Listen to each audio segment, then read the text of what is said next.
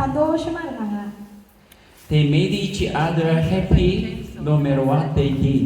அவர்கள் இதுவரைக்கும் என்னென்ன காரியம்லாம் செஞ்சாங்களோ அது எல்லாத்துலயுமே அவங்க சந்தோஷமா இருந்து செஞ்சாங்களாம்.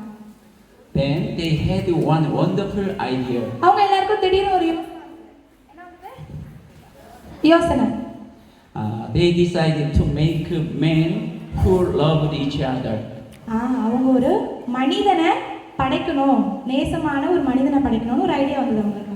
Rejoiced, praised, and lived happily with them.